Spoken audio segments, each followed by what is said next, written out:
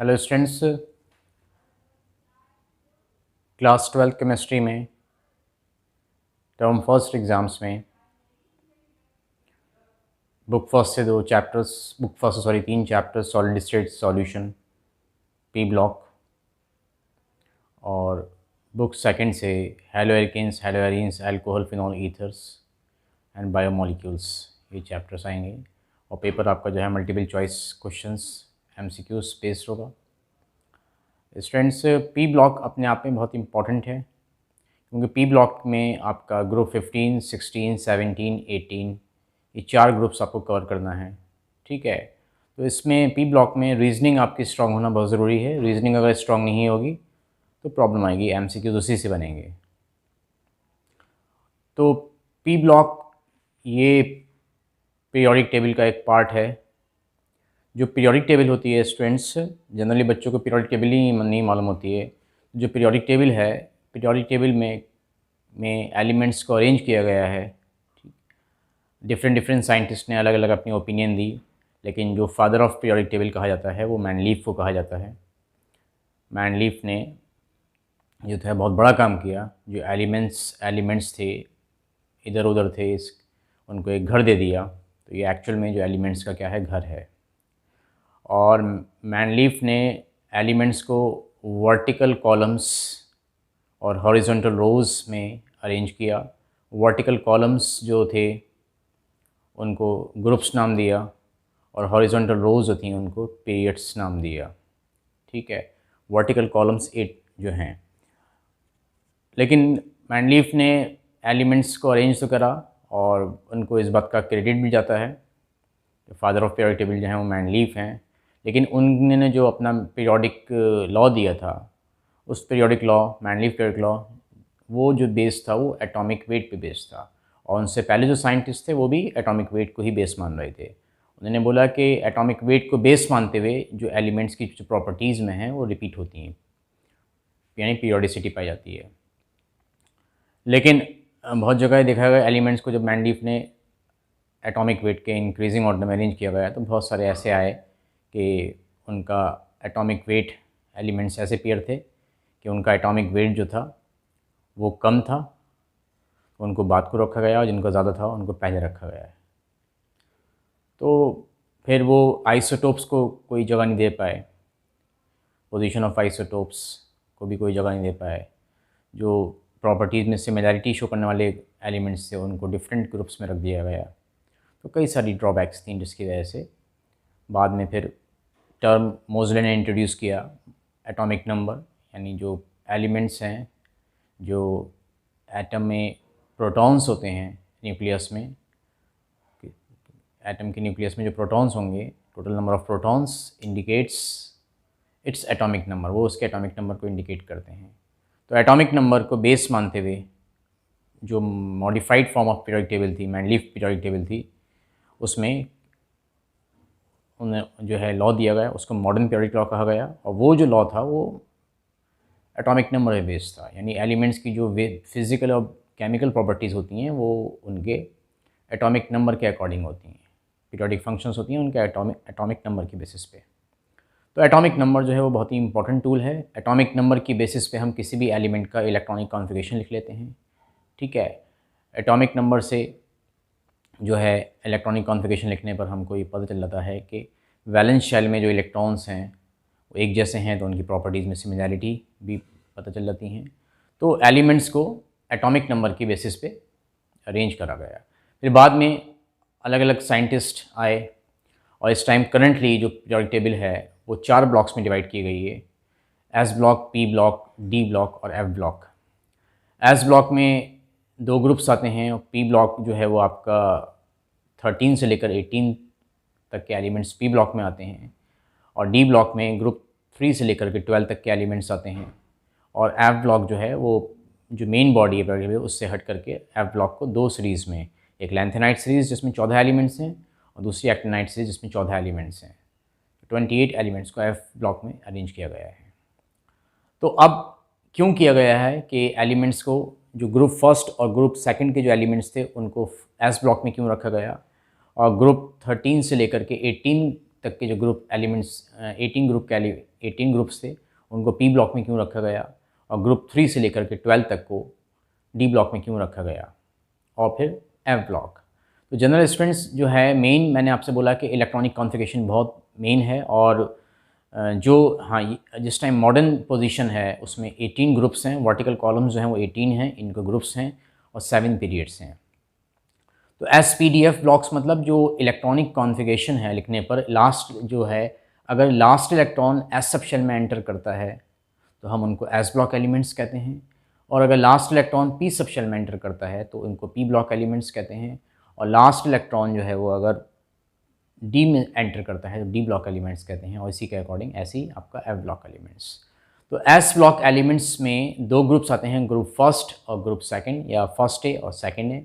ठीक है, फर्स्ट में ग्रुप फर्स्ट में जो है वो आपके एल्कली मेटल्स हैं, और ग्रुप सेकंड में एल्कलाइन अर्थ मेटल्स हैं। इन सब की वैलेंस शेल में 1 और 2 इलेक्ट्रॉन होते हैं। फर्स्ट ग्रुप में 1 इलेक्ट्रॉन, और ग्रुप सेकंड में जो हैं वो आपके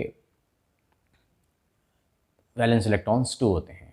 सेकंड पी ब्लॉक 13 ग्रुप से स्टार्ट होता है, यानी वहाँ 13 से लेकर के 18 तक, तो उनका जो जनरल कॉन्फ़िगरेशन होता है वो NS2 से लेकर के NP1 to 6 तक होता है। ठीक है, तो group 13, group 14, group 15, group 16, group 17 और ग्रुप 18। तो आपको जो 12th में जो पढ़ना है वो ग्रुप 15 की स्टडी है, 16 की स्टडी है, 17 की स्टडी है और 18 की स्टडी है। ठीक है, तो एक्चुअल में जो एलिमेंट्स हैं उसके बारे जो पीरियोडिक प्रॉपर्टीज़ हैं उनके बारे में आपको मालूम होना चाहिए। पीरियोडिक प्रॉपर्टीज़, एटॉमिक साइज़ पे क्या वेरिएशन होगा, एटॉमिक साइज़ क्या होता है, आयनाइजेशन एनर्जी क्या है, इलेक्ट्रॉन एफिनिटी क्या है, इलेक्ट्रोनेगेटिविटी क्या है। तो स्टूडेंट सिंपल, जो आपका एटॉमिक साइज़ है या एटॉमिक रेडियाई है वो क्या होता है, किसी भी एटम के न्यूक्लियस से उसके वैलेंस शेल तक की दूरी जो है वो एटॉमिक रेडियस कहलाती है। Distance from the nucleus to the outermost shell is known as atomic radius.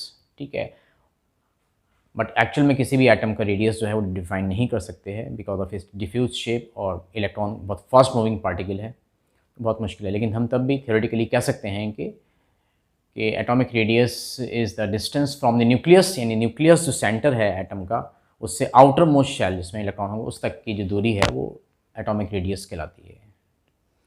तो एटॉमिक रेडियस का क्या है कि एटॉमिक रेडियस जो है ग्रुप में, एटॉमिक रेडियस जब आप किसी भी ग्रुप में मूव करेंगे, मान लीजिए फॉर एग्जांपल 15 ग्रुप में या 16 ग्रुप में या 17 ग्रुप में, 18 ग्रुप में आप मूव करते हैं, तो वहाँ पर क्या है, वहाँ पर एटॉमिक साइज़ इंक्रीज़ करेगा। इंक्रीज़ क्यों करेगा, क्योंकि हर स्टेप पर शेल नंबर इंक्रीज़ हो रहा है।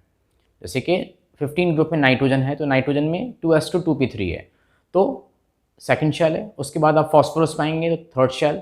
तो हर स्टेप पर जो है वो शेल नंबर इंक्रीज़ हो रहा है। और जब shell number, valence electron same है, ग्रुप में वैलेंस इलेक्ट्रॉन सेम होते हैं, हर ग्रुप में वैलेंस इलेक्ट्रॉन सेम होते हैं, लेकिन शेल नंबर इंक्रीज़ होता है। और जब शेल नंबर इंक्रीज़ होगा तो साइज़ जो है वो इंक्रीज़ कर जाता है।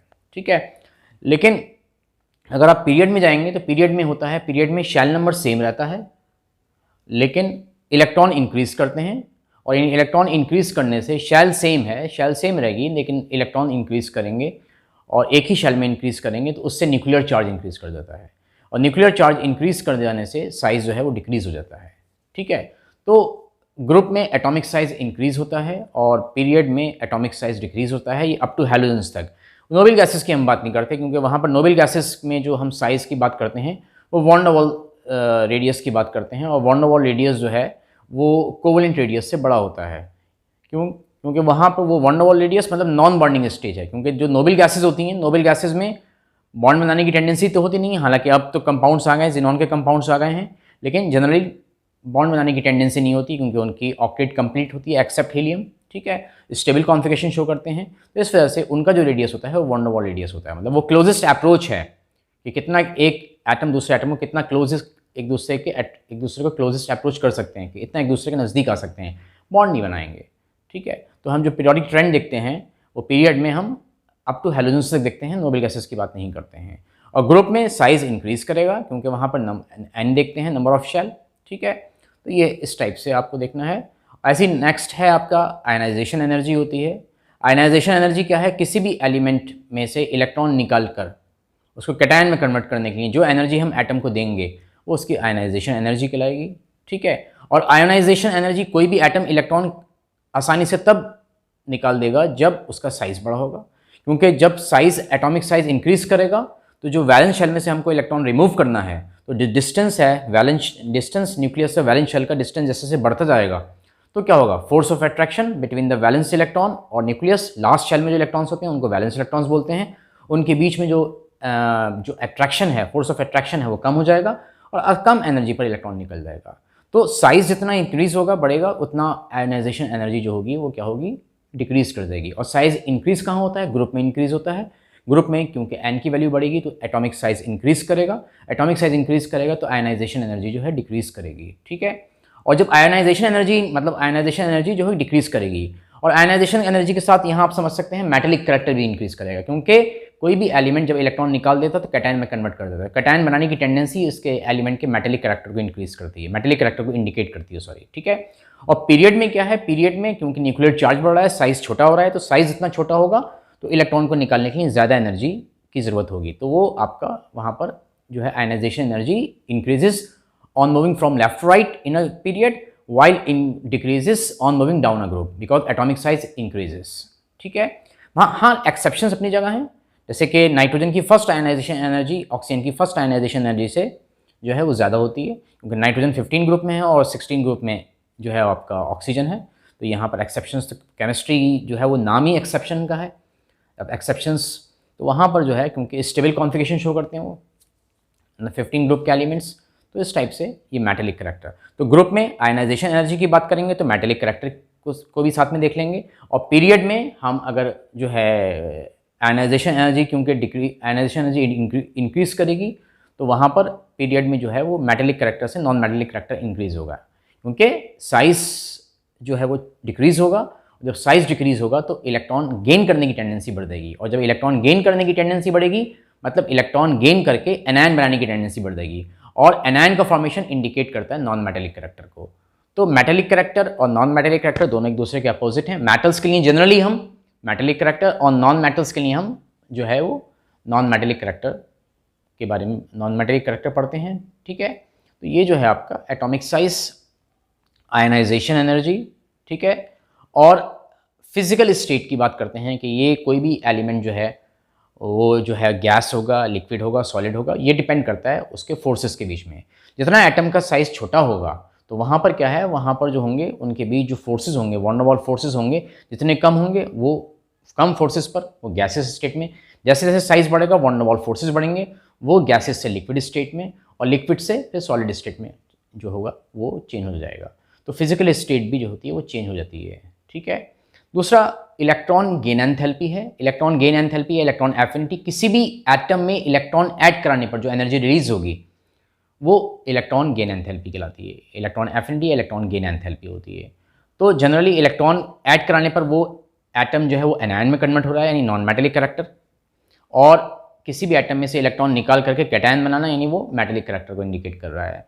तो मेटल के फॉर्मेशन के लिए आयनाइजेशन एनर्जी का बहुत इंपॉर्टेंट रोल है, ठीक है, क्योंकि वहाँ पर जो है वो आयनाइजेशन एनर्जी जिसकी जितनी कम आयनाइजेशन एनर्जी होगी उसमें उतना मेटेलिक करैक्टर ज़्यादा होगा। और आयनाइजेशन एनर्जी जितनी ज़्यादा होगी इट मीन्स उसमें इलेक्ट्रॉन निकालने की टेंडेंसी कम है, यानी उसमें इलेक्ट्रॉन गेन करने की टेंडेंसी बढ़ रही है, यानी उसमें नॉन मेटेलिक करैक्टर इंक्रीज़ कर रहा है।